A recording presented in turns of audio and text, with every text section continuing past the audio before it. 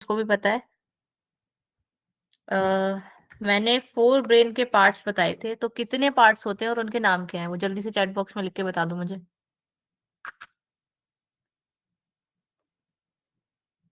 With name.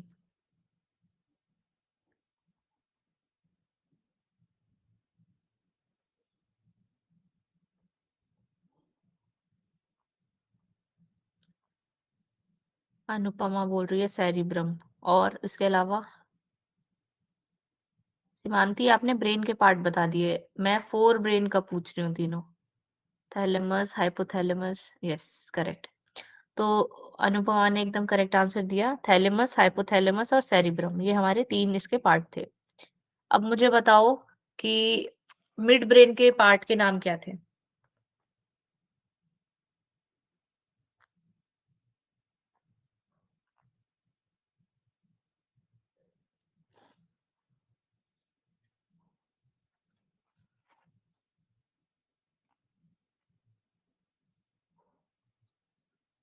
किसी को नहीं पता क्या?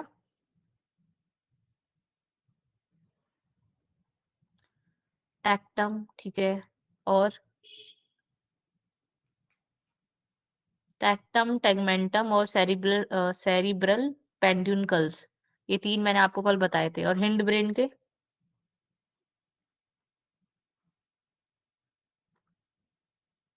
Medulla oblongata pons. Good Devanshi.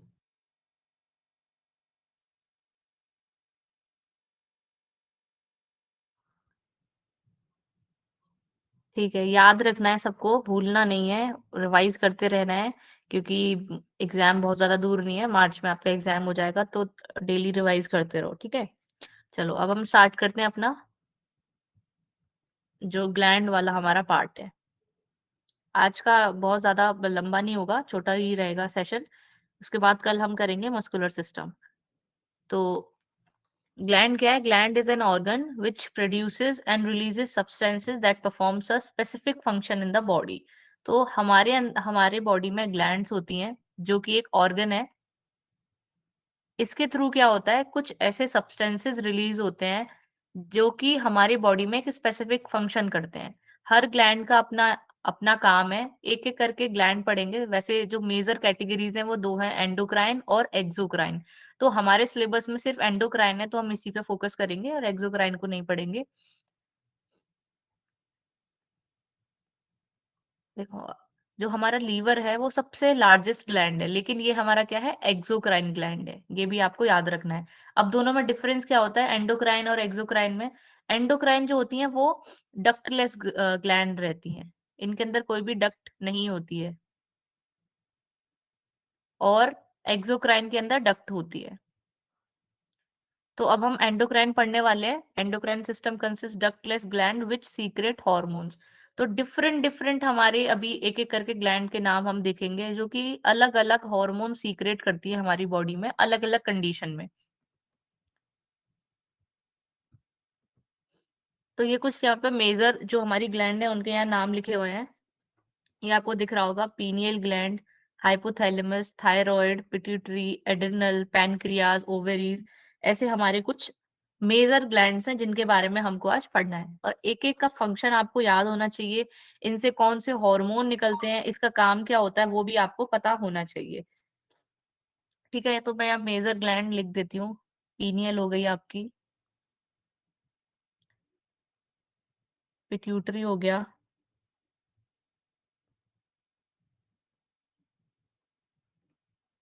Thyroid, parathyroid,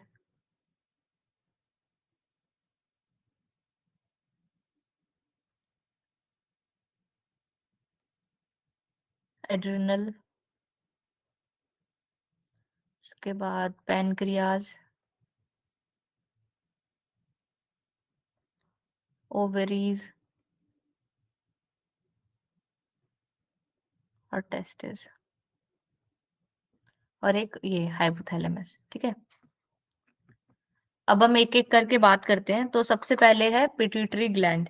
अब जो हमारी पिट्यूटरी ग्लैंड है, ये इसको हम और क्या क्या बोलते हैं, इसे हम मास्टर ग्लैंड बोलते हैं, क्योंकि ये बाकी के जितने भी ग्लैंड्स हैं, उनमें जो भी हार्मोन सीक्रेट हो रहे हैं, कम-ज़्यादा हो रहे हैं, तो सिग्नल देना, उनको सीक्रेट करवाना, उनको कंट्रोल करना, ये पूरा का पूरा काम पिट्यूटरी ग्लैंड का रहता है, इसीलिए इसे मास्टर ग्लैंड कहते हैं। अब मास्टर ऑफ मास्टर ग्लैंड होती है एक और, जिसको हम बोलते हैं हाइपोथैलेमस। इसको मास्टर ऑफ मास्टर ग्लैंड इसलिए बोलते हैं क्योंकि ये पिट्यूटरी को भी कंट्रोल करती है। तो अगर पूछे कि मास्टर ग्लैंड क्या है, तो पिट्यूटरी, और मास्टर ऑफ मास्टर ग्लैंड क्या है, वो हो जाएगी हमारी हाइपोथैलेमस। ये हमारी स्मॉलेस्ट ग्लैंड होती है ह्यूमन बॉडी की, सबसे छोटी होती है, और ये आपको यहाँ पे दिख रहा होगा, बहुत छोटा-सा रहता है। बेस, जो हमारा ब्रेन का बेस है, यहाँ पे सिचुएटेड रहती है। It in hollow sella turcica of sphenoid bone. हमने स्फेनॉइड बोन पढ़ी थी कहाँ पे? क्रेनियल बोन के अंदर। तो इसी के आसपास होलो सेला टर्किका में ये सिचुएटेड रहती है, और इसके अंदर 2 लोब रहती हैं, एंटीरियर और पोस्टीरियर लोब। इसके अलावा ये कुछ हार्मोन भी सीक्रेट करती है, जिनके नाम आपको याद होने चाहिए। एक तो ये ग्रोथ हार्मोन सीक्रेट करती है। दूसरा एक हार्मोन होता है प्रोलैक्टिन, जो कि मिल्क प्रोडक्शन को स्टिमुलेट करता है ब्रेस्ट में। तो उसके लिए ये पिट्यूटरी ग्लैंड रिस्पॉन्सिबल है। जो ये हार्मोन है, ये सिर्फ तब होता सीक्रेट होता है जब अ, एक बेबी बर्थ लेता है, तो उसके बाद ही ये फीमेल्स में एक्टिव हो जाता है, और ये पिट्यूटरी ग्लैंड इसे रेगुलेट करती है। थर्ड जो हमारा हार्मोन होगा वो है ऑक्सीटोसिन।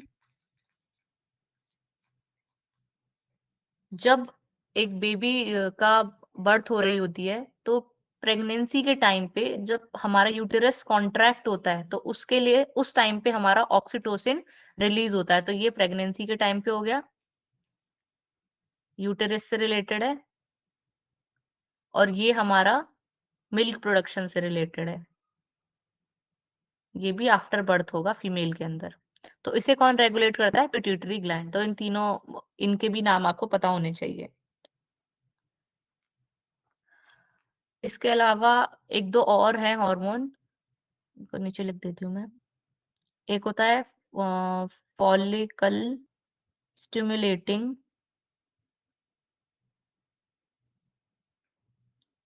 हार्मोन।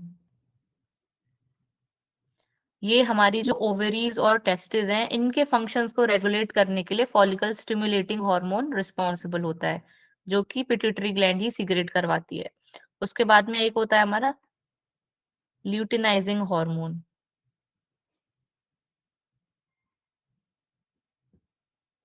ये हमारे जितने भी सेक्सुअल डेवलपमेंट हमारे बॉडी के अंदर होता है, सेक्सुअल फंक्शंस होते हैं, उनको रेगुलेट कराने में रिस्पॉन्सिबल होता है। ठीक है? और यही मेन हार्मोन थे जो इससे सीक्रेट होते हैं, तो इनके नाम आपको याद होने चाहिए। इसके 1 मिनट।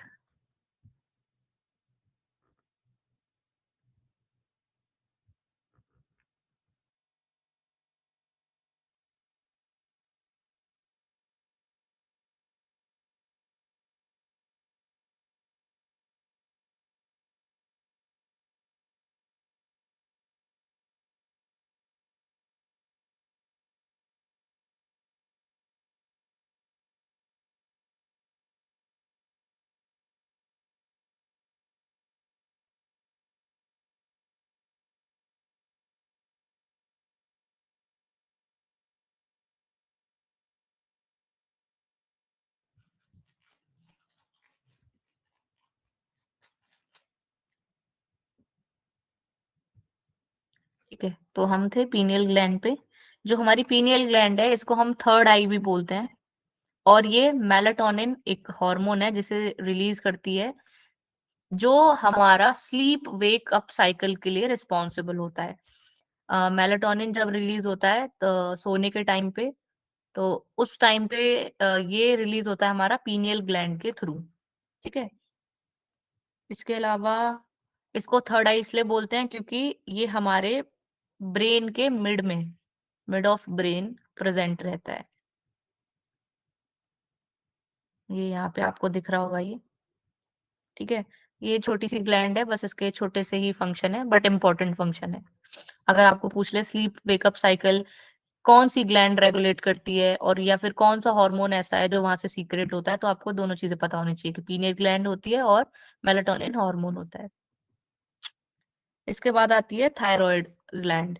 थायराइड ग्लैंड जो है एक बटरफ्लाई शेप का ऑर्गन रहता है जो कि हमारे एंटीरियर टू द ट्रैकिया नेक के अंदर प्रेजेंट होता है। ये हमारी नेक है, आगे हमारा ट्रैकिया है। हमने रेस्पिरेटरी सिस्टम पढ़ लिया है जहाँ पे हमने ट्रैकिया, फेरिंग्स, लैरिंग्स सारी चीजें पढ़ ली थी।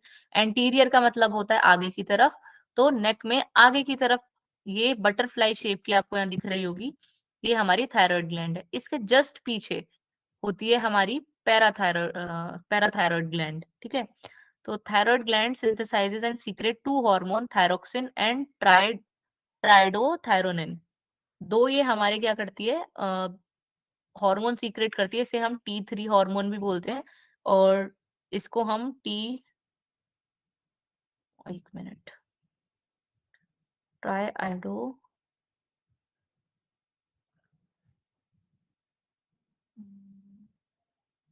Sorry,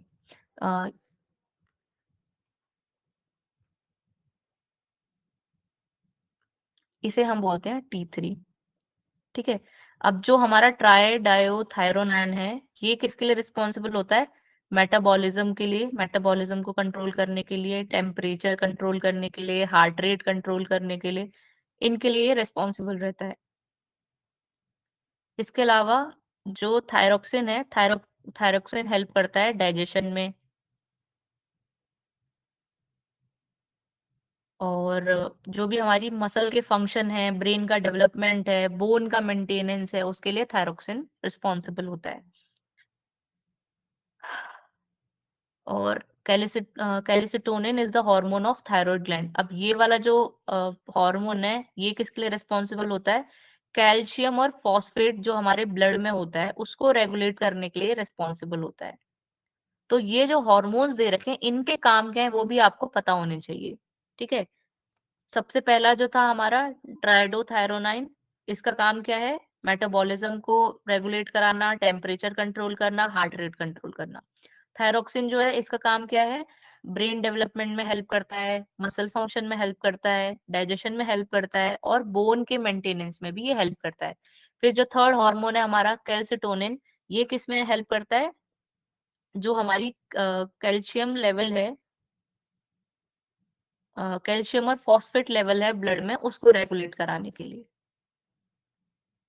calcium and phosphate in blood.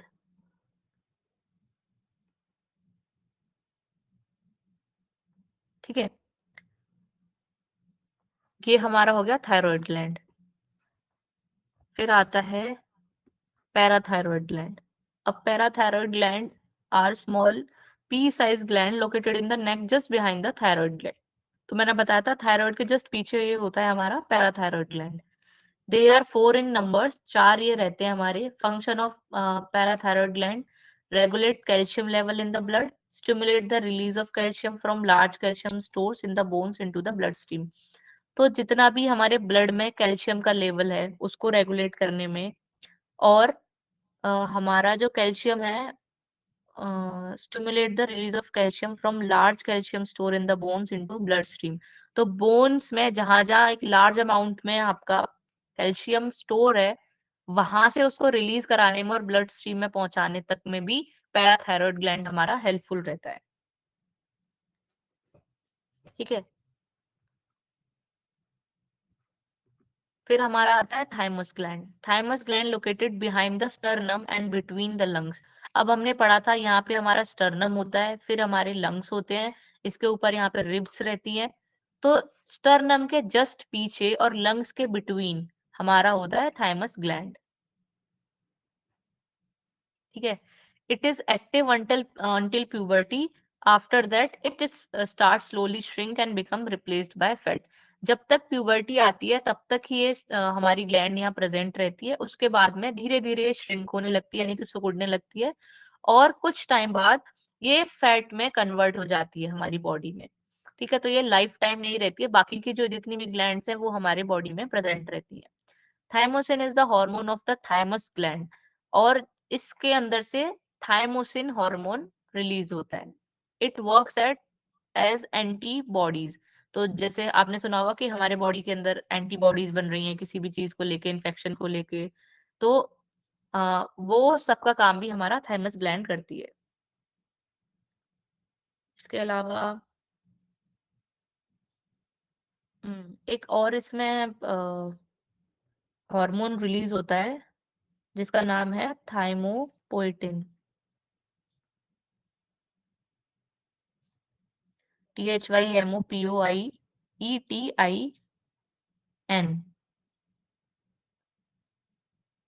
जो क्या करता है, affects the rate at which your skin ages. आपकी जो स्किन की एजिंग होती है, कुछ कुछ लोगों की बहुत जल्दी झुर्रियां आने लगती हैं चेहरे पे, और काले घेरे होने लगते हैं आंखों के नीचे। और कुछ बहुत अर्ली एज में ऐसा लगने लगते हैं कि बहुत ही ज्यादा इनकी एज हो गई है। तो ये रिस्पॉन्सिबल होता है थाइमोपोएटिन, हमारा हार्मोन, जो कि थाइमस ग्लैंड रिलीज करती है। ठीक है। उसके बाद हमारा आता है एड्रेनल ग्लैंड। इसको हम सुप्रा एरेनल ग्लैंड भी बोलते हैं। ये दो होते हैं। ईच किडनी, जो हमारी किडनी होती है उसके जस्ट ऊपर ये एड्रेनल ग्लैंड हमारा रहता है, situated on the top of each kidney. ठीक है। अब इसके अंदर से भी कुछ कुछ हार्मोन रिलीज होते हैं जिसका नाम है एल्डोस्टेरोन। ये किसके लिए हेल्पफुल रहता है? ये हमारे जो किडनी के अंदर जो भी सॉल्ट का अमाउंट है उसको कंट्रोल करने के लिए रिस्पॉन्सिबल रहता है।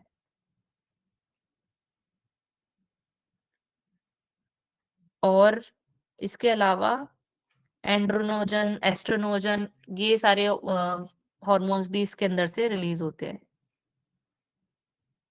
ये एंड्रोनोजन्स होता है हमारा मेल सेक्स हार्मोन, और एस्ट्रोजन होता है हमारा फीमेल सेक्स हार्मोन। तो ये भी यहाँ से रिलीज होते हैं। फिर हमारी आती है पैनक्रियाज। पैनक्रियाज क्या होती है? Gland that lies behind the stomach. जो हमारा स्टमक वाला पोर्शन है उसके पीछे हमारी पैनक्रियाज होती हैं। अब हमने डाइजेस्टिव सिस्टम में भी पढ़ा था कि लीवर और पैनक्रियाज से कुछ एंजाइम्स, कुछ जूसेस आते थे जो स्टमक ड्यूडेनम में आते थे, स्मॉल इंटेस्टाइन में, जो कि डाइजेशन में हेल्प करते थे। ठीक है। तो ये वही पैनक्रियाज है। पैनक्रियाज हैज बोथ एंडोक्राइन और एंड एक्सोक्राइन फंक्शन। अब क्योंकि ये एंजाइम सीक्रेट कर रहे हैं, इसीलिए ये एक्सोक्राइन भी है, और हार्मोन सीक्रेट कर रहे हैं इसीलिए एंडोक्राइन भी है। सिर्फ पैनक्रियाज ये एक ऐसी ग्लैंड है जो एंडोक्राइन भी है और एक्सोक्राइन भी है। ठीक है। एक्सोक्राइन कौन से होते हैं? जिनके अंदर डक्ट होती हैं और जो एंजाइम्स वगैरह प्रोड्यूस करते हैं, बायोकैटलिस्ट प्रोड्यूस करते हैं, तो वो सारे हमारे एक्सोक्राइन होते हैं। और एंडोक्राइन वो होते हैं जो हॉर्मोन्स रिलीज करते हैं। ठीक है। Play essential role in converting the food we eat into fuel for body cells. तो इसका मेन काम क्या होता है? जो भी हम फूड खा रहे हैं उसको फ्यूल में बॉडी सेल्स के लिए कन्वर्ट करने का काम हमारी पैनक्रियाज करती है। ठीक है। इसके अलावा pancreas release both enzyme and hormone. Enzyme exocrine के लिए और हार्मोन्स एंडोक्राइन के लिए। हाँ अनुपमा, पैनक्रियाटिक जूस रिलीज करती है। ठीक है। इसके अलावा एक इम्पॉर्टेंट चीज और है, ये क्या करती है? Insulin and ग्लूकाजन। ग्लूकाजन,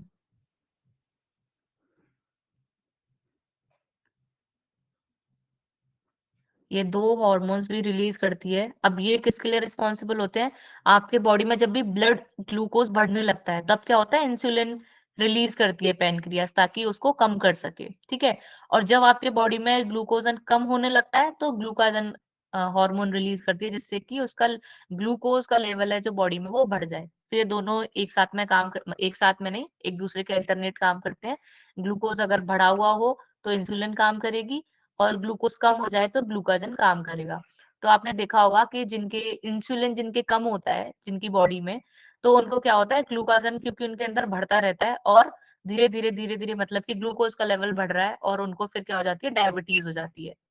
इसीलिए उनको इंसुलिन लगती है, उसके इंजेक्शन वगैरह और ये सारी चीजें। ठीक है।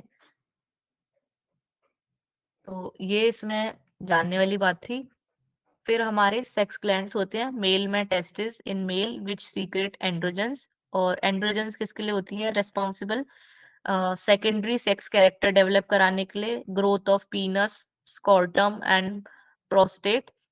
फीमेल में ओवरीज रहती हैं in which secrete oestrogen and progesterone, ये हार्मोन से रिलीज करती हैं फीमेल की जो ओवरीज है। इसके अलावा जो एस्ट्रोजन है, ये मेंस्ट्रुअल साइकिल को रेगुलेट करता है, सेकेंडरी सेक्स कैरेक्टर फीमेल के अंदर डेवलप करने में हेल्प करता है और प्रेगनेंसी के टाइम पे इंपॉर्टेंट रोल प्ले करता है। फिर हमारा जो प्रोगेस्टेरॉन है, वो maturation and development of uterus and breast. तो जो फीमेल में यूटेरस और ब्रेस्ट जब डेवलप होता है तो उसमें ये वाला हार्मोन हमारा रिस्पॉन्सिबल रहता है। Preparation of the uterus to receive the fertilize ovum, तो आगे प्रेगनेंसी के लिए यूटेरस को तैयार करना, प्रिपेयर करना, ये भी काम इसका रहता है। ठीक है, तो ये तो मेन हमारे सारे ग्लैंड्स हो गए। ठीक है, तो इसमें से सबसे ज्यादा इंपॉर्टेंट है हमारी पिट्यूटरी ग्लैंड। उसके बाद में मतलब इम्पोर्टेंट तो सारी हैं, बट बहुत ज़्यादा इम्पोर्टेंट पिट्यूटरी है, थायराइड, पैराथायराइड भी हैं, और इसके अलावा पैनक्रियाज भी बहुत इम्पोर्टेंट है। मतलब बहुत ज़्यादा तो नहीं है, 7-8 ही हैं आपकी, जिसमें से ये 5-6 जो शुरू में पढ़ाई हैं, थाइमस, थायराइड, पीनियल, पिट्यूटरी, ये इम्पोर्टेंट है। बाकी सेक्स ग्लैंड्स को इतना तो नहीं पूछते। फिर हमारा मेंस्ट्रुअल साइकिल आता है। Menstrual cycle is the regular change that occurs in female reproductive system that makes pregnancy possible. तो फीमेल के अंदर menstrual cycle हर मंथ आती है, जिसकी वजह से प्रेगनेंसी पॉसिबल हो पाती है। और ये जो menstrual cycle है वो 28 से 30 डेज की रहती है, मतलब कि हर एक महीने में 28 दिन में ये menstrual cycle आती है, और 3 to 7 डेज, 8 डेज ये अप्रोक्सीमेटली रहती है। यू यूमेनोरिया जो टर्म है, ये होती है हमारी नॉर्मल मेंस्ट्रुअल पीरियड के लिए। मेनार्च होती है हमारी जब फर्स्ट अकरेंस होती है मेंस्ट्रुअल साइकिल की। अब जो ये टर्म्स दे रखी हैं, ये इंपॉर्टेंट है, इनको याद रखना और नोट भी कर लेना, ठीक है? ऐसे ही और भी दे रखी है एबनॉर्मल कंडीशन जब मेंस्ट्रुएशन में होती है, मेंस्ट्रुएशन में होती है तो उसे क्या बोलते हैं? फ्रीक्वेंट अगर मेंस्ट्रुअल पीरियड हो रहे हैं तो उसे हम क्या बोलते हैं?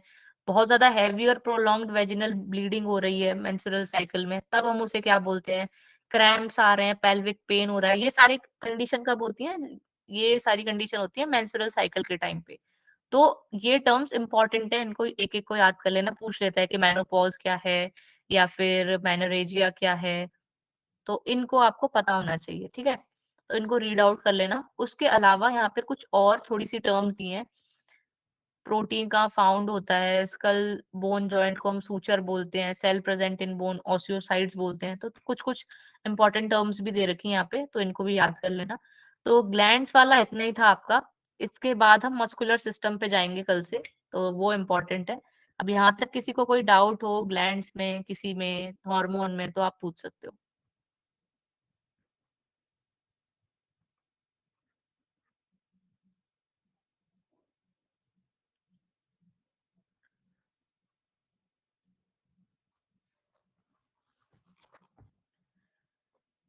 अगर किसी को डाउट है तो पूछ सकते हो। आज का सेशन हम कम ही रखेंगे क्योंकि ये छोटा-सा टॉपिक था। कल वाला जो टॉपिक है वो बड़ा है और उसके अगले दिन वाला भी थोड़ा बड़ा है, तो कल और परसों प्रिपेयर होके आना। थोड़ा टाइम ज़्यादा भी लग सकता है, तो खाना-वाना खा के आना अच्छे से, ठीक है? और कल भी हम 8 बजे ही क्लास रखेंगे कि 9 बजे थोड़ा-सा लेट हो जाता है। तो कल भी क्लास 8 बजे ही रहेगी और कल हम करेंगे अपना मस्कुलर सिस्टम।